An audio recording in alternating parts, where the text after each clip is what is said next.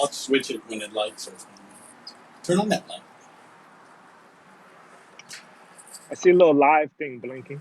Yeah, Yes, we are live, folks. We are live. Welcome, everyone, to the No More Heroin Survivor Series. The lights here. West Coast style, baby. And then that will be Before I introduce my guests, we're going to let the Makes audience sense. build. We're going to listen to a song by my good friend, Nestor Nation. How many times? Please share this out, y'all. Okay. Am I right? Or is it supposed to be this way? That's perfect. You see background? Yeah, that's good. Hey, Max, that's nice lighting, bro. What do you Natural see? lighting. That's You classic see in the lighting. hills or you see Always leave it to a woman for the lighting. Hold this one more time. Got it. Hi, everybody. Hi, Lex. It's good to see you. That's perfect. Hey, y'all. Hi, Rebecca. Gosh dang. Sketchy shit. You need like What's a up, Wylane? Yeah. and more stable. How's that? Perfect. Perfect.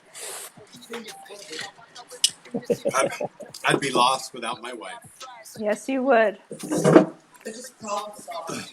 Please share this, guys. Yeah, me and Dmitry are camping right now. We got the country Right. going on. Yup. Van life.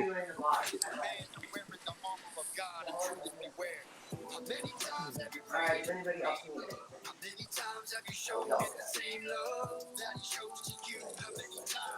My wife forgot her drink.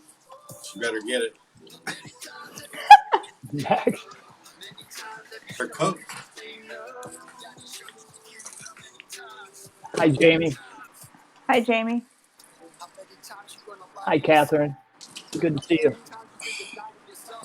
I'm gonna just wave Throw for some like hearts, man. Let us know where you're watching from. just keep waving. Yeah, just keep waving. I'll let you know when I develop tendonitis.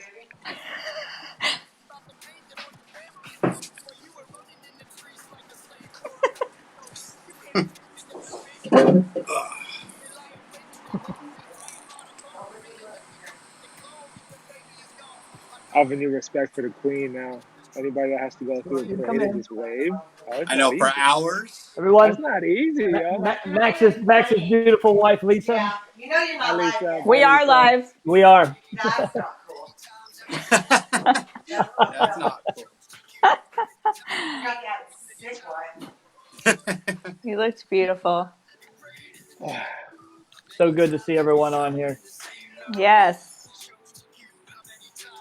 I feel so close to you guys. It's strange.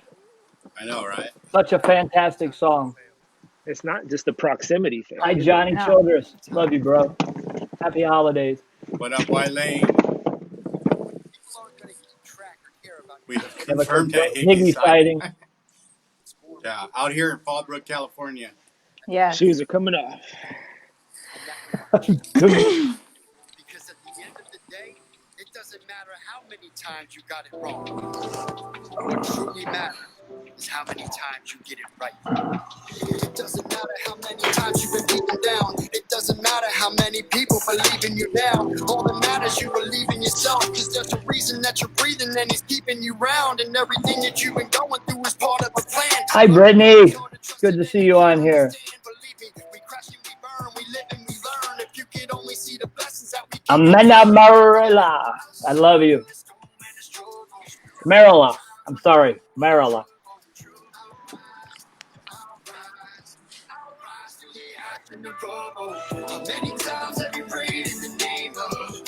West Coast style, baby. California dreaming. That's Yeah. right. Sure beats the nightmare, right? Please share this to our groups, your groups, all the groups, our pages. Pages that this might not even be appropriate for. Just share it. Hey, Bradley. Great job on the recovery crawl last night. Bradley. Now your platform works.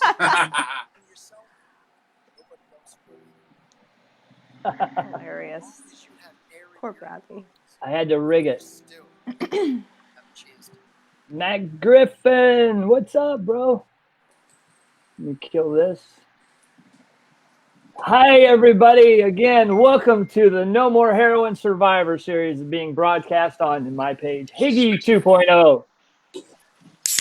Let me see here.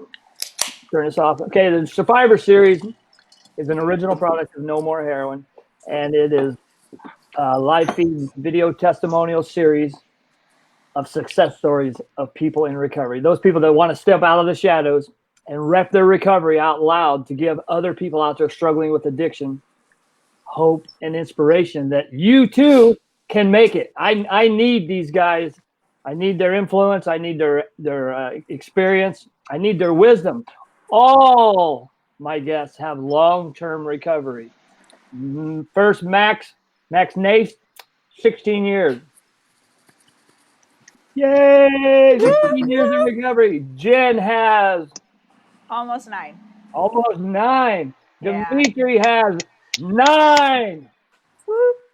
Wow. So we're broadcasting live from the home of Max Nijst. I've been a guest of his for the last couple of days. I'll be here a couple more days, but I want to thank you, Max, for having me, allowing me to be here, just to hang out with you, being able to go into work with you, just chill, get to know you and your wife in your home. It means everything to me. I look up to you a lot. So thank you for having me, and thanks for all you do for us in the recovery community.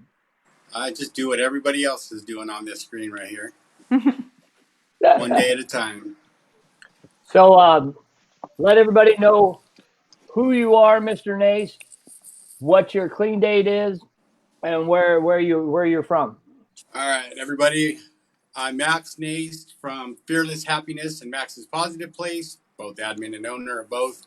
Coming to you live from Fallbrook, California. I'm an author, speaker, and substance abuse counselor. Matter of fact, on the 9th of next month, it'll be 11 years since I've been in my passion as being a counselor.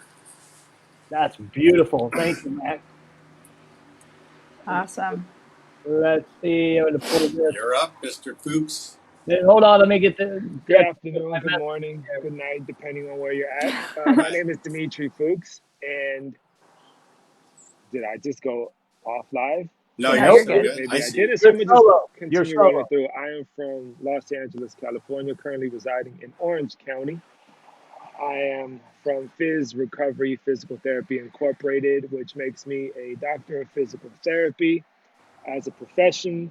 I work in substance abuse, basically providing that physical recovery we need. Amazing. Thank you for that. Okay. Is it my turn? Yes. Last but not Okay. least. My name is Jen. I am from Resurrection of Me. I am the author of Shape of a Woman. My recovery date is May 1st, 2011. And I am a writer, obviously, and a speaker, and a recovery and love people advocate. There you go. That sums it all up beautifully. And y'all know who I am. I'm just a guy on the square here trying to help promote positivity and help people. This platform is made just for each one I of think I you. lost Where'd Higgy Higgy. go? I don't I'm know. here. I hear him in here, already but see I you. can't see him. I don't know where they went. I could only see you. I can only see you too. I can see it all. Hey! As What long as up? I can see you, we're doing just fine. Yeah, Oh, mine it's was nice. amazing. They're going on, but Yes. So that Like they're actually you guys part of are it what still? the Survivor Did you Series. hear I them? hear them. Can I you hear can't me? hear them. It says we're live. We are live. So I can hear I you. may have to go in there and ask Higgy what's going on. You can't hear me? Wow. We can interview each other for now. So, Jen, Yes. what was the biggest fear about saying I'm an author? Oh gosh. Oh, there they are. Yeah, Are we you're back? back. We lost you for a minute. It was just him and Are I. we having technical issues? Yeah, it's something like that. Facebook is continuing to mess with me. So I want to ask each of you individually what your very bottom was, because honestly, we all of us have been through similar situations, even though we come from different parts of the country, different addictions, whatnot. The way our addiction made us feel about ourselves is very, very similar.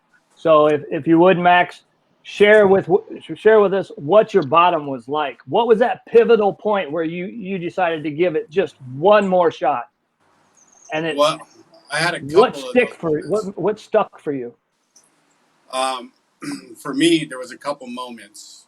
Like I told you, the last time I was in jail with I my think Max mom is on, my friend. I finally hear him. came. I can see Dmitry and Higgy. I can't see Jen. But what happened was, it was the last time in jail, and my mom came to visit. And as we were looking across from each other at the glass, through the glass, she didn't even give me a chance to speak. She just said, "Look, I love you, son, but you're no longer welcome in my home. If you come near my home, I will call the police. And my neighbors know if they see you around the house to call the police." So that was one major bottom. The next one came after my last relapse when I was sitting in the sober living and I just got done getting high in the bathroom. And I just looked in the mirror and saw this shell of a person. It was either I was either going to die doing it or I was going to go to prison a long time. And I just had that moment of clarity where I was just like, I'm done. I can't do this anymore. I can relate to those feelings. Jen, can you hear me? I can hear you, but not Max. Oh.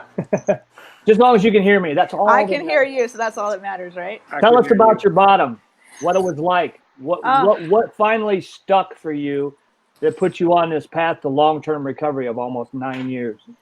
I have a lot of bottoms, and I have spiritual bottoms and physical bottoms, and all that. But when I finally did get into recovery, I was in prison. I was 34. I had lost the ability to read due to my drug use and just being on the streets and homeless for so long. And I had, absolutely nothing to show for my life. Nothing. I had no friends. I had no family. I had, no possessions, just, horrible record and track marks and a lot of shame. And,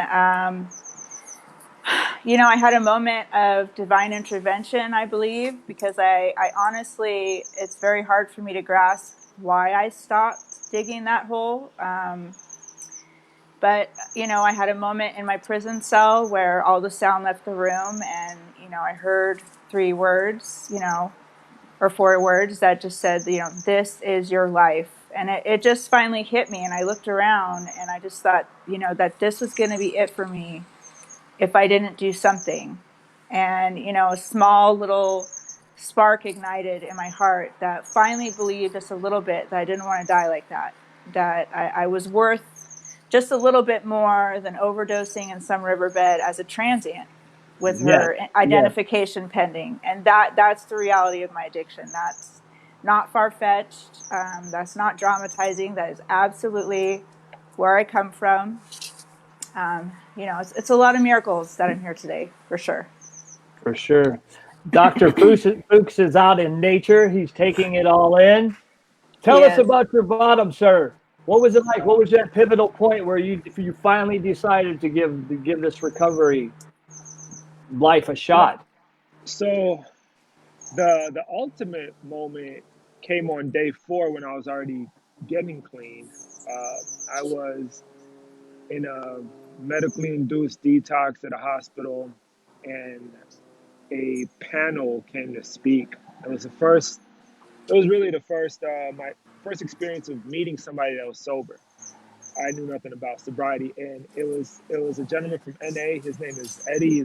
He's a crackhead. He introduces himself as such. He says, "Eddie, I'm a black crackhead," and and he looked me dead square in the face, like about a foot from my face, and he said, "Fuck you. You're hurting your family," and that Mm, was really painful to hear, man. It was in that moment that I knew I really messed up. But just before that, my bottom leading up to that was, like Jen said, full of shame. Um, I was embarrassed at the life that I built, and I was just tired. It was physically exhausting. It was physically painful. Crawling in and out of windows for what we do to get what we need, yes. and I just saw my life from kind of like a third person view, and I was embarrassed, and it hurt so bad that I asked for help. That's Yeah, that's amazing. pretty much it. You had to be you guys are describing that gift of desperation, right? Uh, Yes, yeah, Yeah, for sure. absolutely. that's Now exactly it.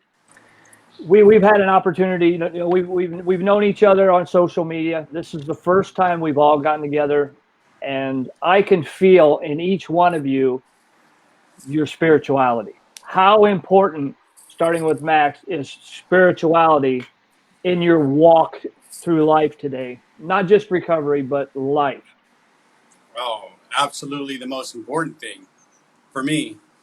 Um, as you all know, that I've shared with you guys and everybody on this live, what has happened to me in the last 4 years. I mean, if I didn't work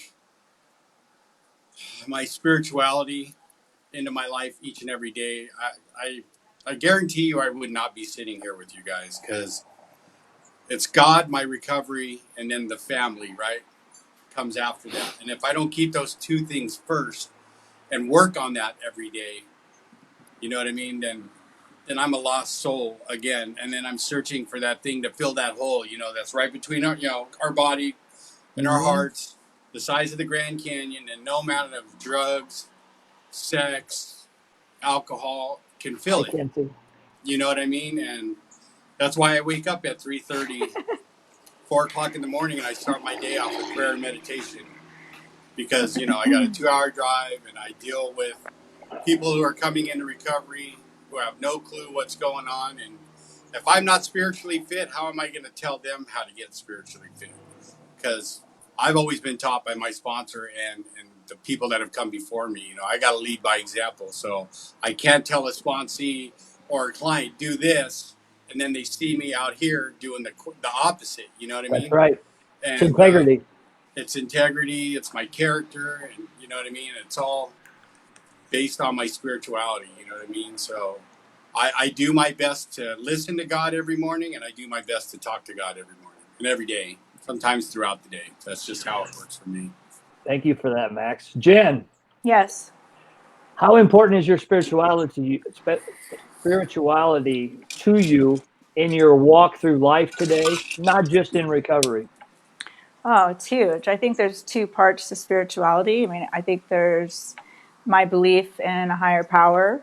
Um, and that was difficult for me in the beginning because, I do have some childhood trauma, growing up in a religious cult where I was sexually molested most of my life, or most of my childhood, Mm. in the name of God. And so when I got into recovery, I thought that God was a God of pain, and a God of punishment and shame. And so I really always believed that there's no way that there would be a God for me, because I had no self-worth whatsoever. But as I looked at my life and I saw how many times I Montana managed to Lewis. survive, I mean, obviously something is Hi, out there Bobby looking Lynn. out for me. And I have just learned that that none of that happened to me was of God, that was of man. That's right. And the God I have today is the same God that I grew up with. However, my perception of him is completely different. And he is a loving God. And I also, the second part of spirituality is my own inner spirit. I stay Mm-hmm. very in touch with my For sure. own intuition, by meditation and yoga and, writing and stuff. And I think it's two parts, and they go together, but they're huge. I don't know. I understand people have a hard time. I really understand why people coming out of addiction have a hard time, finding a God if they didn't have one. There's nothing quite as dark as the life in addiction. So I get it, and I try not to shove anything down anyone's throat. But if you just look at your life, and you just look at how much you've survived, and you look at all your friends in recovery and how much they've survived, and you look at all the miracles around you, Mm. it's like, man, there's something out there. It's got to be. Got to be. Dr. Foox, I can't stand spirituality. I, I, He's a I, doctor. He's a yo, doctor. I, it is so confusing to me. But I do embrace it. And there's a big difference. There's a big difference between being confused and searching. And I am very confused and searching. Hmm. Um, Last night, before I passed out, I Googled, what does it mean to be Jewish? I'm of Jewish origin, Mm-hmm. culture, but yeah, I've never connected to it. So last night at 9+ years sober, I typed in, what does it mean to be Jewish? So clearly I'm still searching. I'm just confused. But it's not about finding out the answers. Spirituality was, they told me that the miracle that happened in my life was not my doing. So go investigate why that is. Hmm. And I've been through numerous gurus. I've tried going to church. I've participated in the Sikh religion. I've been a student of Paramahansa Yogananda. I've been through all of these. I I almost said I flipped spiritual teachers faster than I flipped drugs. I just I I just constantly search because I do believe that there's value in understanding it. But at the same time, I think my my flaw is that I try to understand it and versus just like embracing it. But it's a battle, but it's one I'm very willing to kind of fight for and Right. understand and experience what spirituality is. Hmm. Ultimately, it's very simple to me. Just pay attention. Just pay attention. Just pay attention. It's tattooed on my forearm just to say, "Hey, pay attention." I love So that. that's as far as I got. I love that as well. I mean, and that's great advice for anyone out there that's struggling with Yeah. the concept of God, spirituality. You know, it's the program of recovery, the one that I'm familiar with, tells us to choose a God of our own understanding, whatever that looks like. You know, you Yeah. know, there to me there's something out there greater than me, and right now the group, you three as a group or individually, are greater than me because you guys have a vast wealth of experience and knowledge that I need to absorb so I can maintain this path as well. And you guys are just bright, shining examples of being survivors and uh, success stories of people in recovery. You know, this is what I'm trying to do, is to give people hope out there that no matter how far down, you can come from the bottom of the bottom of the bottom of the barrel of life and turn it all around. No matter how far you've traveled the wrong road, you can turn around. Yep. And when you guys were in your depths, did you see where you are now? Could you guys even contemplate your life today? No, Yeah, not if you even. would have told me No, sir. I thought I was not just over capable of real 16 life. years ago I that thought Max, that you would it be was not married to a possible for beautiful someone like woman, me. For you'd sure. have a No way. family, a No home that way. you call your own, And and it I'd is be working in the possible. field that I am, I would have said, It you is guys need possible to for break each of us. bread And I because just whatever want to you say that got this is pretty damn experience good today is because like a you're spiritual tripping. experience. You know When what you I feel mean? connected And and you feel talking and you about One at love. a time. Max Oh, Max sorry. and Jen are both talking at the same Are time. we? go Okay, ahead, let Jen. Max go Ladies first. first. I can't hear Max at all. Okay. I can't hear or see Max. Me I neither. I know can't he's hear or there, see Jen. present. We just know he's there. It's like God. I'll point. I'll point. That's Max talking. Okay, go. Which one do you want to go? Go Go, ahead, Jen. Max. Ladies first, Jen, go. Oh, okay. So, yeah, so no, I did not see anything for my life, and I thought real life was not possible for somebody like me. No way. And, but it is possible. And, you know, I just also wanted to add that, like, this experience that we're having right now is like it is a spiritual experience for me Yes. because I truly love you guys, like, with my whole heart. And we Yes, just physically met today. I mean, I've known you guys on social media, but that connection, that instant connection between people who have been in the dark and are now into the light, like that is a spiritual experience for me. You can find spiritual experiences anywhere you look. It doesn't have to be in church. You know, it doesn't have to be, you know, some formal whatever. It can be in nature. It can be with your friends, with your recovery people, with your children. You know, any woman who's ever had a baby, I mean, there's a spiritual experience for you. If, you know, it's everywhere. If you look, you know, just like the miracles and the possibilities for your life. If you just like Dmitry said, if you just pay attention, you know. That's right. Aaron Quinlan's in the house. We love you. Aaron. What up, Aaron? We love you, Aaron. We love you, Aaron. Max, Yes, you sir. continue with what you were saying about the What? God of your understanding. Oh, yeah. Oh, That. and the whether you could vision yourself being in the position you are today, doing Right. what you're doing. Yeah. Over 16, 17 years ago, if you had asked me, you know, would I be married to my best friend, the most beautiful woman I've ever met, own a home, have dogs, you know, have family that lets me in their homes, I just said, whatever you have, break out because you're tripping. You know, and I couldn't even see the forest through the trees in the beginning, right? I just wanted to get from one day to the next. So, you know, for me and working with, when I got here, it's not that I didn't believe in God. I was very angry at God and I didn't want anything to do with a God.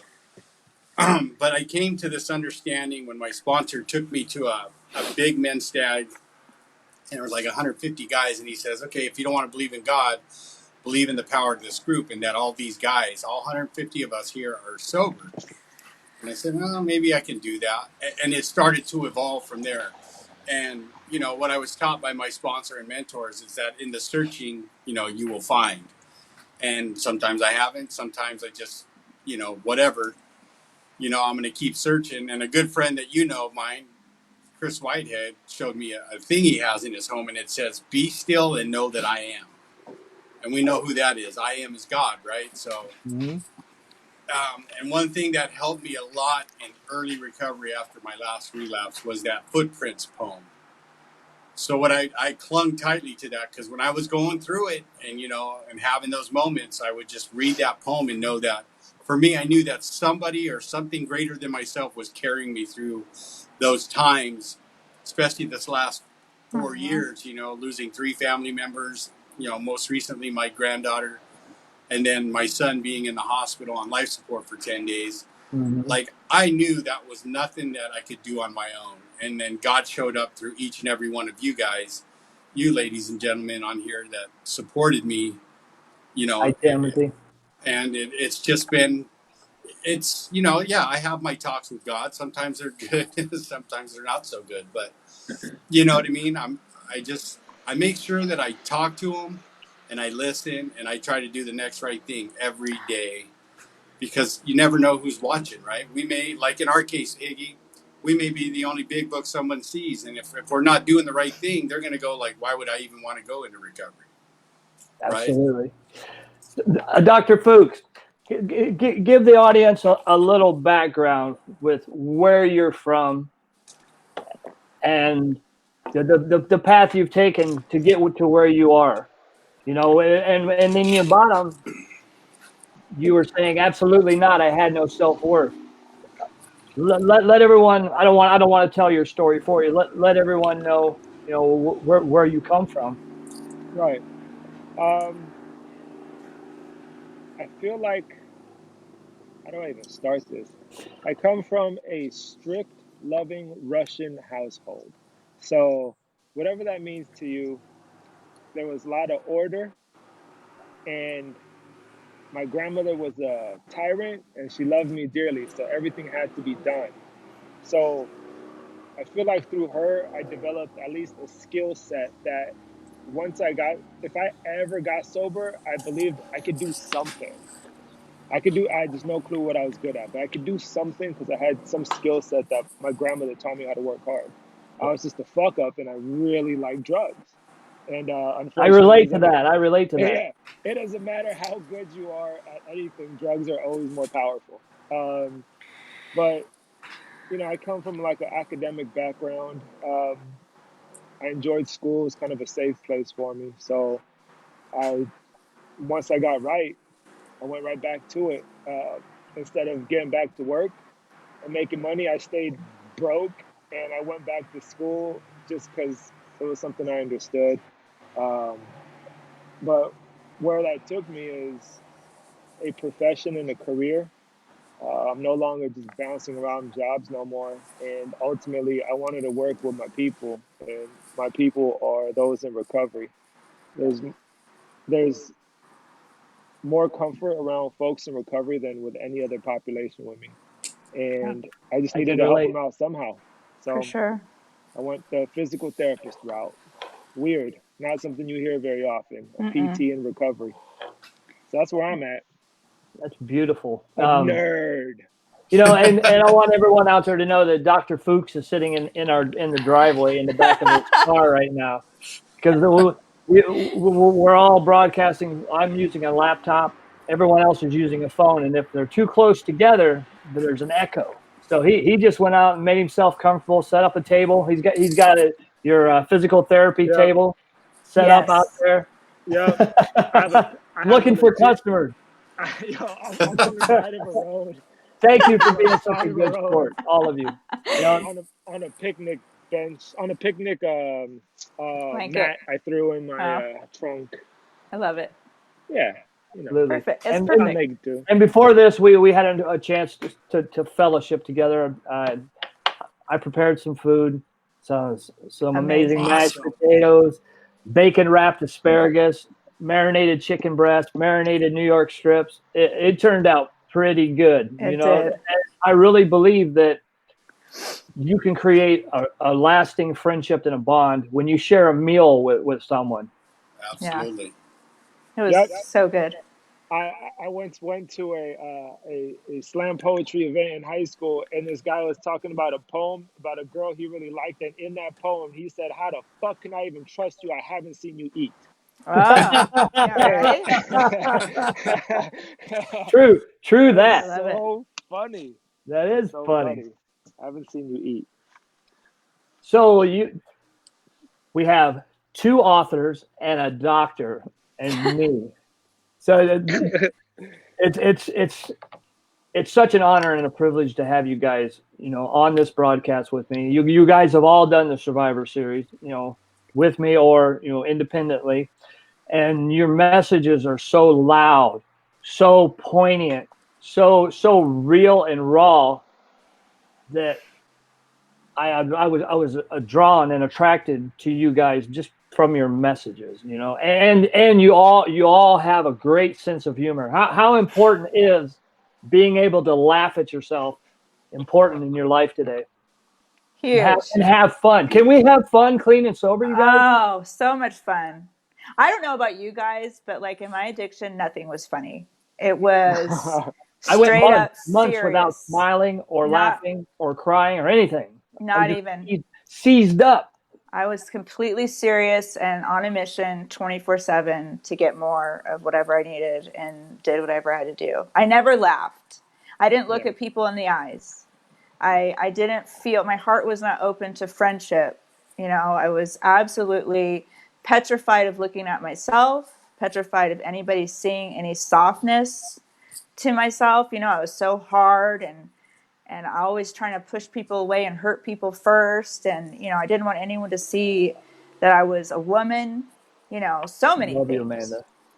And today, like, I could just be myself, and I have these ridiculous lighting set up because, you know, I got to look good, and let's be real. And I could laugh about it, and I could do it in front of my friends, and, you know, this is me, man. And I've worked so hard to be able to walk on my own 2 feet on this earth without crutches, without needing something to numb the feelings that, man, I soak it up every day. I may have almost 9 years, but I'm telling you that not a day has gone by, at least multiple times a day, that I don't look around and go, holy shit, this is my life. I cannot be more grateful for this life. Truly.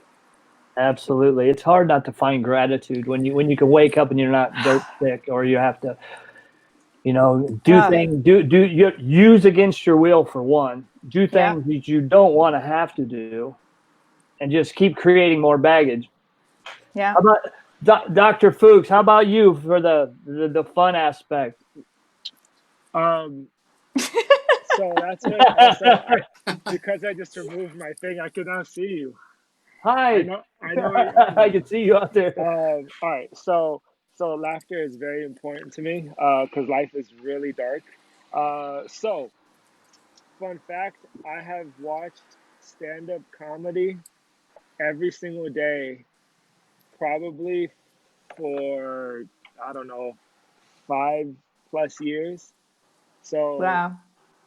it's usually like 2 minutes on YouTube or 15 Do minutes, you have a whatever. But routine? Do you have a uh, you have a I stick? go to I go to sleep laughing. I Yeah. love it. So it So got me good. through. It got me through grad school. Every night I watch stand-up comedy, whether it's 2 minutes or 15 or 30 or a full special. Anybody that's even a clean comic like Jim Gaffigan or Seinfeld, whatever the clean comics, and then the disgusting fucks. I think they're You like it all. You like it all. I think they're all hilarious. Why narrow your horizons when you can have it all? Oh, for sure. I can laugh at a joke about a potato in the same way I can laugh about a racist joke. I don't know. I'm Russian and Jewish. I can handle it. I like it. Yeah, humor's funny. How about you, Hilarious. Max? Oh, humor is a must. Laughter is a must in recovery because life is too short not to laugh. And, we all, early in my recovery, the group I hung out with was all about having fun, but yet taking our recovery serious, laughing at each other. Um, and as you know, my current sponsor, I sit in the same office with him. So there's always some type of comedy going on in our office. You know, Absolutely. Oh man, chucking his fart and inappropriate dick jokes. yeah. So, I mean, whether it's the clients Yeah, getting bashed or fellow staff members, we all know it's in good fun because, working in this industry can take a toll on you if you don't have some laughter in your life. So, yeah, it's been very important to me. I got to laugh. Life's too short. Absolutely. How hard was it for you guys to develop a routine to your recovery? To change up everything. How hard was that? To not seek the instant gratification, to resort to those lying, manipulative ways. We all have character defects for sure. I have character defects, and I know how to use them. Right?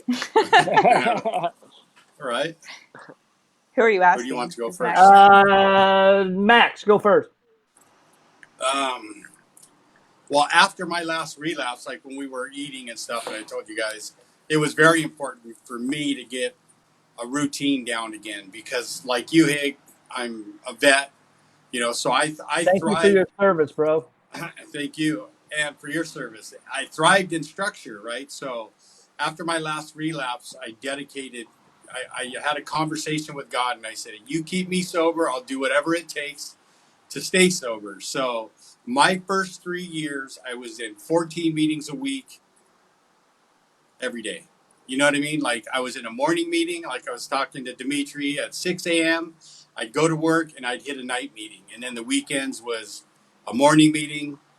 And then, at night we'd all fellowship and stuff like that. So it took me a good 3 years. That's what I had to do. That's not for everybody, but Mm-hmm. I know me and I know how bad the character defects can flare up and how easy it is to go back to old behavior to get what I want. Yes. I just made it a promise to myself that I was going to do whatever it takes and that I wanted a better life for myself. So my sponsor said, go to a meeting, you go to 2 meetings a day, check in with me, we'll work your steps. And I took it to the extreme. I did that for 3 years, my first 3 years back. Dmitry, you're looking swell, pal. You're looking swell. That I tell you what, your beard is on point, dog. Right? He is. He's gravity, the ginger gravity, beard. It's a gravity, and freaking. genetics. That's all it is. It's That is just a a little touch thick of gravity, beard. and a little bit of It's genetics. perfectly contoured and everything. It is. I actually have to work on it. Like I don't wake up this way. I'm not very presentable. Neither when do wake I. Up. Right, hey, this shit takes work. That's why I shave the top because I don't have to do any work up there. Yeah, I love Right. Yeah. So how hard was it for you to develop a routine? Yes, you, sir, Me. Dmitry. Developing a routine was Or you can go dir- into what your routine was. directly proportional to how well I took suggestion. So the more Ooh, the more Good suggestion one. I took, the better my routine, because all suggestion was just developing a structure for my day. Uh, Sponsor says morning meeting makers make it. Go to 7 a.m. meeting, 7 days a week, structure. I worked in recovery, so all I did was just drive people around and be present for all these things that I was asked to do. So the more I just did what I was told, the easier my routine was. But at some point you stop working in recovery and you have to go do fucking other adult shit. Life. Life, right? And my routine was, I had a very simple morning routine. Wake up before everybody else does, because I like saying yes to things. So if I wake up before everybody else does, I could at least get my own self care, meditation, prayer, exercise. Um, just do whatever the hell I want to do. And then um, I for the first year, actually for the first 2 years, I had a alarm about like 4 or 5 times a day that would go off to notify me to do something, to be grateful, to say prayer, to yeah. call person. Um, it was not it was not innate ability on my part, so it took work. But it's just programming. It's just programming in the same way that I got really good at doing drugs. Just repetition. It's just Yeah. repetition. So I had to do the same Absolutely. thing with a routine. Just repeat. Just repeat. Um, and then you got to make it fun sometimes and play with What, your routine and get what an intermission. amazing accomplishment to become a doctor of Right? anything. Huge, Seriously. huge, huge, huge. I I got did so much something. admiration for you, Me being too. coming Yeah. from an addictive background and being able to change everything up and discipline yourself to go to school and to actually follow through and graduate. Yeah. Amazing, It's amazing. and you know what? People that I had 2 years of rejection letters in a row, 16 rejection letters in a row, because on paper, I was a mess. Like, my undergraduate grades were atrocious. I had withdrawals and semesters that have just disappeared. Nobody wanted to take a chance, and that shit fucking hurt my feelings. But I get it. I get it. On paper, we might not be very presentable, but Right. once I got sober, it's a whole different transcript. But again, people will judge us based on paper, and Right. there's a lot of rejection to get to Absolutely. this point. Yeah, as a car drives by, as I'm sitting here, hello, hi. They are too. You're doing great, Doc. You're doing Yeah. great. Thank you, thank you. Jen Elizabeth, my Yeah. friend. Yes. So, So What about you? I mean, routine. you are an author, you're an advocate, you're a mother, you're a wife, you are superwoman doing all these amazing things, and you're being published all over the world. what? Amazing. For a What? junkie, dope fiend, alcoholic, just like me, you inspire me. All those labels. I am tired. No, I'm just kidding. I mean, no, I am tired. Thank you. Yeah, it's, man, what a world, what a life. So routine, I got into recovery in prison, and if anybody has ever been to prison for any amount of years, you'll know that prison is very much on routine. That it thrives on routine. In fact, any break in the routine throws everybody in an absolute uproar. I mean, if the lunch comes a minute late, or work duty is Everybody's shut in the down, physics. it's a Everybody's in the physics. fucking, just nobody can function, because that's literally how you get through every single day, is just by this set routine. And I think that was good for me in the beginning. When I first was released, and you know, I went through parole and stuff. And then as time kind of went on, I kind of lost that routine. And for me, you know, if I have too much time in my own head, and I'm not being of service or, you know, sharing my story or speaking to another person, you know, I personally really, really love people that use drugs. I love, I do. I feel like people that, you know, unfortunately fall into addiction are some of the most beautiful, big-hearted people I've ever met. And Smart. I really, you know, they're very sensitive to the world and to their surroundings and to people's emotions and stuff. And I love speaking to them without an agenda, you know, just to be their friend and just to be, you know, I just love people so much today. And so a lot of what I do, I give a lot of myself, kind of like Dmitry was saying, like you know, I could deplete myself real quick. Plus I have children. So that in itself is a lot. So what I do is I wake up at about 4 in the morning every morning. And I've been doing this for about 3 years probably now. I wake up in the morning before anyone in my house and I go downstairs and I pray and I write, oh, thank you. And I meditate and I do something called future self journaling, which has been huge for me, where I write about, you know, certain behaviors that I have that, you know, are holding me back, you know, comparing myself to other people or negative self-talk, whatever it is. And I write those down. And then I write down what I would look like if I did not have these behaviors. And how my world would change. And it's kind of repetitious, but over time, it's just amazing what is happening for me. I highly suggest researching future self journaling. I do a lot of inner child healing work, you know, breath work, but everything I do is like really early in the morning where it's still dark before anybody's awoken, because I kind of don't wake up very spiritually fit. I kind of wake up in a I lot can of relate. I can relate to that. I wake up in a lot of fear. I really do. Almost every morning, I wake up in fear of like, what the fuck am I doing? Who am I to be talking to people? Who am I to be writing another book? Who am I? You know, well, I'll tell you who I am. Is I am a woman in recovery. And I'm an empowered woman. Right. And, you know, I have every right to be on this earth, no matter what has happened in my past. And I was worth just as much then as I am right now. And it's taken me a long time to feel that. But, you know, I remind myself. We were talking about that earlier. You know, everything is about perspective. It is. And I gain perspective in the morning. And then my children wake up and I'm in super mom mode. I mean, not really super mom, but, you know.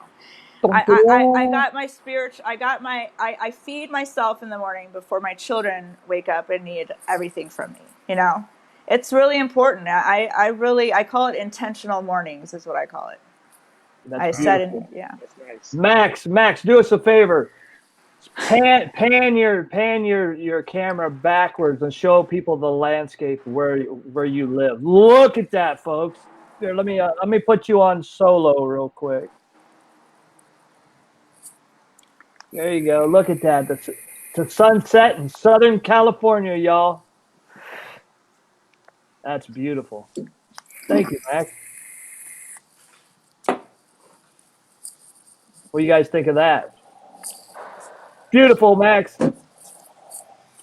Did I lose you guys again? I'm I can here. hear you. Yeah, I see lose you whenever you go to Max. I don't see Dmitry Jen ran though. away. Max All I still see is Higgy. running. Well, here we are, folks. As long as y'all can hear me, we're doing good. Okay. Because this is what it looks like showing up. Oh, shit. awesome. Oh, That's yay. nice. Because now I'm just by myself, which is totally fine. Hey. Just kidding.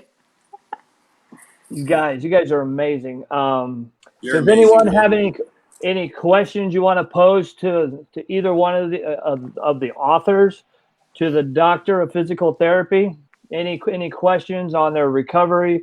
I believe that we're all 12-step based with other well, how would you say, supporting programs or whatever. You know, I've implemented a lot of different things to strengthen my recovery. over this past year that's working great for me.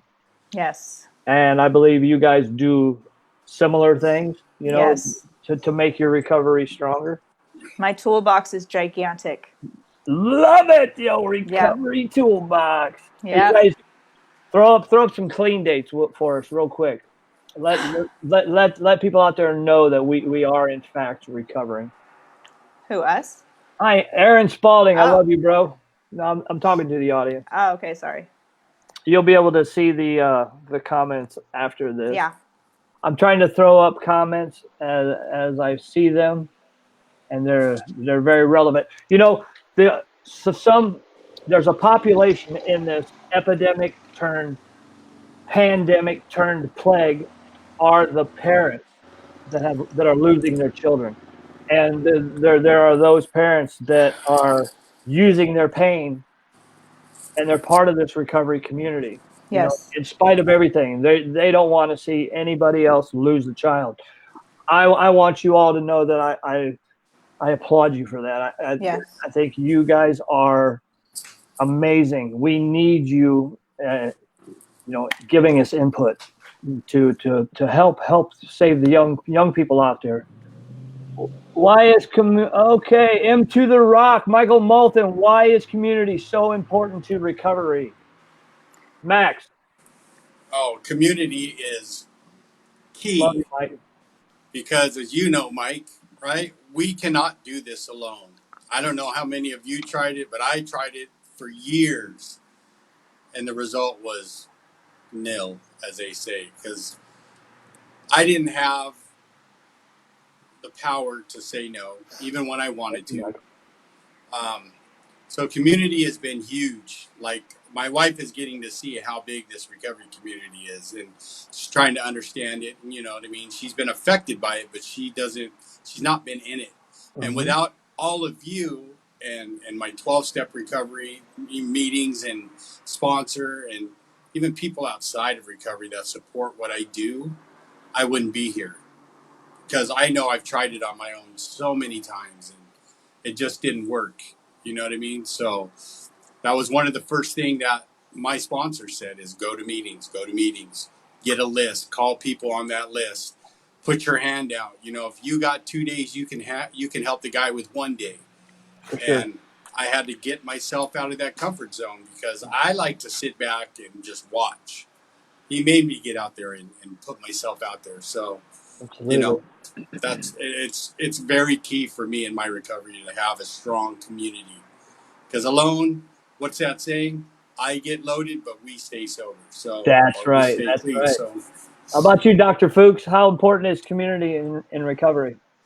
Oh, very much so, because no matter how much somebody wants to believe that they were not alone in their addiction, they were. So, Yes. yeah, so community is extremely important. And I think we often talk about our sober community. So, how about I talk about the other community, everybody else? So that community is just as important because they become the ultimate advocate. We could be advocates for ourselves, but we are a small demographic. We really are. I mean, most people are not addicts and alcoholics. It's just the numbers. Most people are not. So when you have that community on your board, I think that gives us a lot more of a chance, and so that's one of the reasons why I think once somebody gets comfortable in their recovery, it's important to start sharing your recovery with that other community, so we're not just degenerates and delinquents. We Absolutely. had we had a past, we recovered. I'm a productive member of society with the same name that you knew before. So that that community is almost equally important. Not, you guys I have a lot more love for, but they are almost equally important because we need them. We need them a lot. Yes. Jen Elizabeth, how important is community in recovery? Well, I can't hear the other guys, so I hope I don't say the same thing. But It's you okay. know, It's okay. for me, recovery is all about healing, and addiction and shame and self-loathing all lives in isolation. Yeah. And it all thrives and grows in the darkness and the quiet of our own heads. And so for me, community is huge, that I just, that there's people out there that are just like me. And I always thought I was the only one. I thought I was the only one out there that was that filthy. And boom, here I speak about stuff. I talk about a lot of hard stuff, and I talk about stuff that may not relate to everybody, but I have a lot of childhood stuff and the stuff that I was so afraid of ever saying, ever uttering. And I slowly started speaking, and all these people just gathered around me and said, "Me too. Me too. Yeah. Me too." And the power of Me Too, and it doesn't have to necessarily mean the sexual, Right. connotation. It can mean me too about addiction. Me too, I was homeless. Me too, I went to prison. Me too, my mom's mentally ill. Me too, I was sexually abused. Whatever it happens to be, there's so many of us out there, and the comfort in that is like the power is indescribable. To feel like you belong when for so many years you thought you for sure did not belong on this earth. Anywhere. Right. Yeah. Had no value, no self-worth. None. Wanted to die every day. And then also we Yeah. see people that were just like us. Maybe you're watching this and you have 2 days, or maybe no days. Maybe you have no days. That's totally fine. I get it. Please reach out. And maybe you're struggling and you're in the bathroom looking for a vein and you're bleeding everywhere. I've been there. I've fucking been there for years and years. Crying because you can't get that. Crying and begging and just I could not live in my own skin. I did not care what I had to do. I just had to get out of my own skin. And if you can relate to that, then when you see other people that go, "Oh my God, yeah, me too," it's like you can see that anything's possible, that you truly can get into recovery. You truly can. And you actually can live long-term, lifelong recovery. It is possible. Absolutely. Yeah. You know what I find amazing is if we were all for actively using, we wouldn't be able to mix and mingle like this. Recovery makes it possible for us all to find a path, a way, and the fact that we've all suffered from the same affliction. That's the power. That's the community. We can use our experience, strength, and hope to help somebody else out there. Let me see. How long are we got here? We're almost an hour. We'll continue for just a little bit more. So there's people out there that are watching that may have relapsed, may not be able to. Were you guys white chip wonders? You just got one white chip. One white chip. Did you make it to where you are on your first attempt, Max? No, not me. It took me 4 relapses before I figured out like I was done. Because I had that reservation, and I guess I denied it, but it was back there until until I had that last relapse, and I knew I was absolutely done. And in my case, I like to say God surrendered me. Mm-hmm. Yeah, I wasn't a one chip wonder. Nope. It took me some further research to prove to myself that it doesn't work out there. Jen. Yeah. No, I did not make it on my first chip. Hell, motherfucking no. I really only count one relapse only because all the other ones I was never really in recovery. I just kind of went because I had to by court, or whatever. But I did hear a message a little bit, and like they always say, like a body full of drugs and a head full of program, man. Ain't that the fucking worst? Yes. But I did have I had almost 2 years of, in recovery, going to meetings, lots of meetings, having commitments, had a sponsor and stuff. And I relapsed right before my 2-year cape. And, it is not part of recovery, but it is something that happens to a lot of us. And unfortunately, a lot of us die. And so I cringe when someone says it's part of recovery, because it kind of like part of the No, addiction. it doesn't have to be part of recovery. It absolutely doesn't have to. And you could actually die and not make Yes. it back. Yes. But it does happen to so many of us. That's And what we're trying to avoid here, trying to give people hope that they can come truly, back from anything. As long as there's breath, yes, as life, long as someone's there's hope. breathing, there is hope for Never a give up hope. change. And I'm grateful for my relapse. I am grateful for where it took me. And like they say, your addiction is doing push-ups. I'm telling you right now, I did not pick up where I left off. I picked up as if I had never Never stopped. stopped. And it's very scary. How about you, And Doc? Were you a one white chip wonder? Yes, Really? but he but is, huh? but He's an overachiever. Look. I knew it. no. That's awesome, though. Once I got introduced to the program, Hell I was yeah. just done. But before that, so I got introduced to like the classic program at 25, but at 17, no, at like 13, I had my first substance use recovery group issues at school. And then at 17, I had an outpatient program that never took me to a meeting. So, You're an earlier bloomer too. right. So I've been trying on my own to get this shit right. Where, I mean, I told myself I'd quit every other day and I had plans on quitting and I looked up how to quit. So I tried on my own many times. So when I got to the program, then I only took one newcomer chip and that was it. That's So, beautiful. You know, yeah, I but a lot of failing before that. I used to beat myself up, and it would force me to relapse because of that R word, relapse. And the truth of the matter is, until we have worked a program and had some sense of freedom, it's not a relapse. We're just continuing to use. We're continuing to do the same things. Right. Max, you're a counselor. What would you say for somebody that's beating himself up over relapsing that has never worked a program? Well, one, you can never relapse if you've never been sober or clean, right? Right. First and foremost, I tell them to stop beating themselves up because it's been proven scientifically that it's in our DNA. Addiction or being an addict is somewhere down the line in our DNA. And if we look back in our families, I know it's deep on my dad's side and even on my mother's side.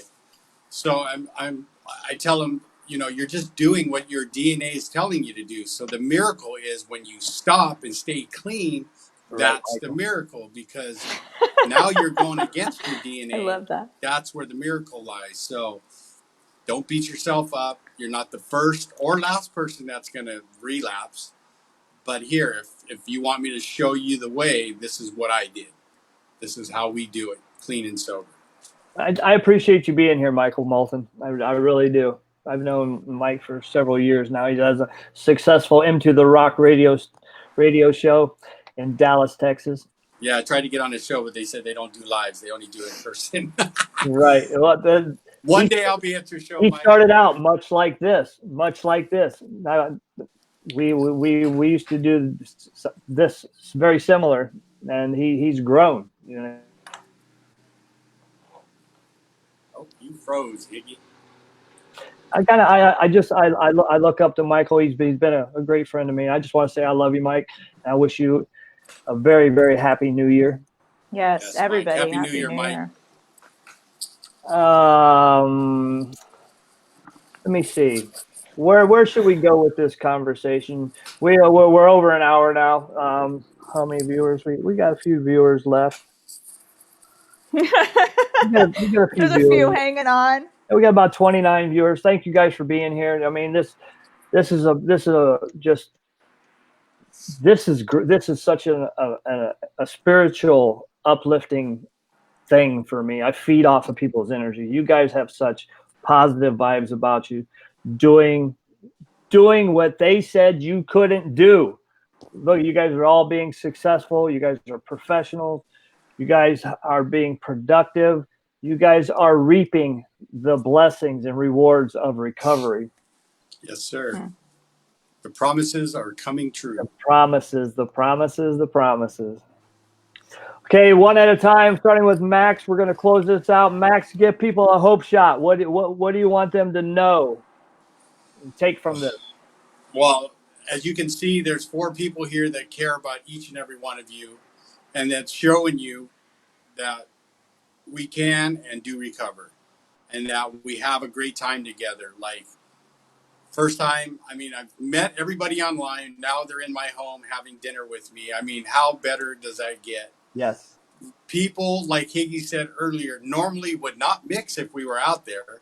We might be killing each other, but we would not be sitting down together. It's Absolutely. such a beautiful thing that if you're struggling, reach out to anyone that's on this live. Nobody's Message getting me. robbed tonight. Yeah, and you know what I mean?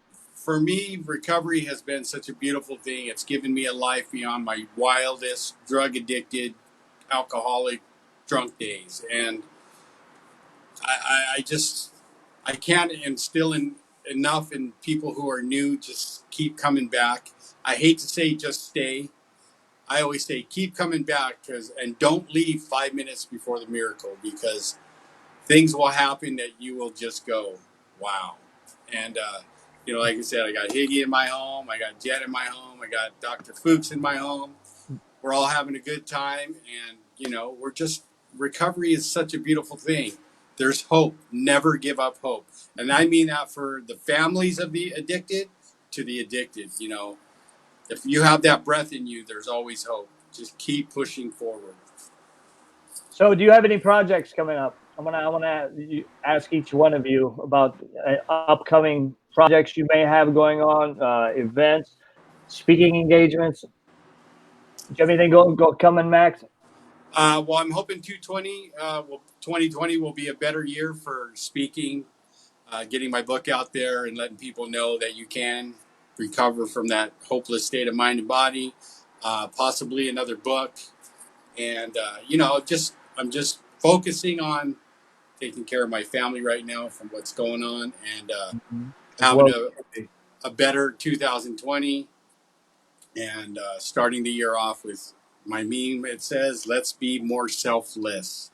Let's help those who are sick and suffering. Beautiful. Thank you. Jen Elizabeth. Yes. What was the first question? The first question was, give the audience a hope shot. What do you want them to take away from this interview? Oh, man. I guess just that, there is nothing too bad and nowhere too dark for recovery to reach. And there is absolutely nothing that you could have ever done, will do, that makes you any less worthy of this life than the rest of us. I just encourage, and this is kind of my deal, is I just encourage everybody to go love people. Just throw the rules out the window and just love people, because love heals, man. It heals more than anything else. And that's what I'm here for. And if anybody needs me, please reach out. Congratulations, Beth. Keep yes. days. Congratulations. Yeah, you do not need to be sober and clean to reach out to me. You do not even have to maybe even have the willingness. I know what it's like to not even know what kind of life you'd even be fighting for. I get it. I fucking get it. Just please reach out, because you are not alone at all. Absolutely. How was that? That's perfect. Okay. Upcoming projects, speaking events. Oh, Lord. Well, you know me, I'm like the podcast queen. I have tons of podcasts coming up. I've been blessed to have articles come out all over the world, like you were saying. It's just insane. I am writing my second book. I'm just continuing. Like 2020 is just going to be a continuation of more of the same. I'm just going to love people and share my story. You are the shame slayer. I am the shame slayer. Absolutely. Beautiful. Fuck shame. Straight up. Dr. Foox, same question. What do you want the folks to take away from this interview? Give them a hope shot, Doc. Then we'll talk about your projects. The hope shot. So the four people on this live stream right now all started from a place of very, very dark beginnings, and somehow we made it. We made it. We're making it. Somehow we made it. We are chemically no different than you. Just work harder. Just work harder. It's not easy, but just work harder and it will pay off. It's it's continuous days of sobriety. That shit adds up. It really does. Days, stacking days. Days. It adds up. 24 at a time. It don't come any bigger or Absolutely. any less, right? Just keep stacking those 24 hours. That's right. What I am working on now. So my life is literally dedicated to something called Phys Recovery. It is a physical therapy practice I started with some of my dear friends where we go directly to drug and alcohol treatment centers and bring a integrated physical recovery program. Mind, body, spirit. Body should not be neglected. Physical addiction has physical consequences. Let us help you meet those. And so we're on 3 treatment centers currently in South Orange County. 9 sessions a week. I feel like we're providing 180 positive encounters a week. So, yeah, the goal is big. The goal is big. 2020 is just about getting more treatment centers to buy into the physical recovery model. And that's important. I understand how exercise stimulates dopamine production. Yeah. Do you feel that is critical or a missing piece in people's early recovery with Absolutely. brain chemistry as damaged as it is coming in? So dopamine, so you have a base level of dopamine, you have a range. Like I wake up and I have this much dopamine in my system because that's all I need to just wake up and be excited for the day. And then you have this amount of dopamine when you're at your most Bottom. joyous. No. Most joyous, the opposite, Right. positive. But it's a small range. It's like 40 to like 100 nanograms per deciliter, some measure. So it's a small little range. And then when we start taking things like speed and oxy, we get such a rush of dopamine that it is beyond the spectrum. And once we get off those, we don't start back at our base level. We are so far depleted. We're over here. So when somebody's in early recovery, getting out of bed is really hard because you have no motivation. Dopamine is almost synonymous with motivation. You have no motivation to get out of bed. So how do you raise that dopamine level to just give yourself a damn chance? Well, one of them, a natural way, is exercise. The more you do for your body, the more it'll do for your brain. Yeah. And so that's what I just encourage people. If you want that natural dopamine, you don't have to be an Olympic lifter. You don't have to become Kobe Bryant or a CrossFit athlete. Just fucking do something. Just do something. Move. Just do something. Move. Yep. Find what you like and do it. There are supplements you can take to enhance your dopamine production as well. Outside my scope, but possibly, I'm sure. Yeah. Are you referring to like speed? I mean, no. Oh, that's not what you're promoting here? Okay. Shit, I was on the wrong. I thought I was trying to sell drugs here. Okay, never mind. Max, where can people find you and where can they find your book? Well, you can find my book. It's called Fearless Happiness, My Addiction, My Battles, My Recovery. You can find it on Amazon. You can find me at Fearless Happiness. It's a group on Facebook. Come join it. It's free. We all share each other's stuff, our messages of hope. Or you can find me at Max's Positive Place. Please come and like and follow that. And that's where you can find me. And Instagram as Max's Positive Place. I'm glad you got that up and going. Jen Elizabeth, where can the audience find you and where can they find your book? Well, you can find me on Resurrection of Me. I'm on Facebook, Instagram, Twitter, I think Pinterest, I don't know, wherever. And my book is Shape of a Woman by Jen Elizabeth. That is on Amazon. Watch out for my next book. Woo-hoo. And I am here. My DMs are open. My messages are open. Please reach out. Dr. Foox, where can we find you in your book? Outside. In my book, I have none. I have and nothing in to your offer. program. What area? So we're in South Orange County, but we're looking to expand. But otherwise, Dmitry Foox as a handle for all social media. And our website is physrecovery.com. That's PHYS, like the word physical and physics and Like phys physiatry. ed. Phys ed, recovery.com. We're looking to launch our newest website in about a week, so stay tuned, but find us there, physrecovery.com. Beautiful. And Dr. Foox is also on Instagram. That's where I met him while he was in the process of doing his sober 50 burpees 50 300 Sober burpee 50. Yes, 365 days in a row he did 50 burpees, dedicated it to people in recovery, those that were lost to addiction. 365 days in a row, and he made a production of it.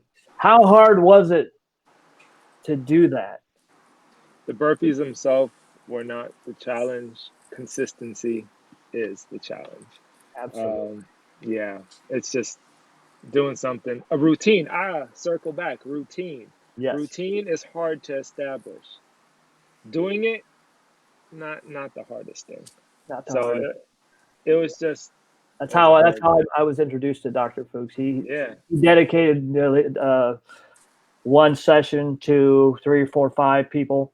He did it for me. He did it for Jen. Yep. You know, and dedicated and tagged us on Instagram. Just the very last video really touched me. Mm-hmm. Where you did it on the beach and you were talking about all the lives lost to this disease of addiction, you know, senselessly, and just wanting to be that voice. All of you, thank you, all of you, for being a voice for recovery, living and repping your recovery out loud. I look up to you. I want to absorb as much as I can from you, you know, energy wise, knowledge wise. I'm glad we've connected. I hope we can do this again sometime. Absolutely. Yes, for sure. Yep. So, you know, what I would like for everyone to take away from this is that these are fine specimens of recovery. You know, no one works a perfect program, but we do the very best we can. And as long as you put one foot in front of the other and you have life in your body and you still strive, pick yourself up, you can be successful too. You can have that life beyond your wildest dreams. You can discover gifts and abilities about yourself that you don't even know exist within you.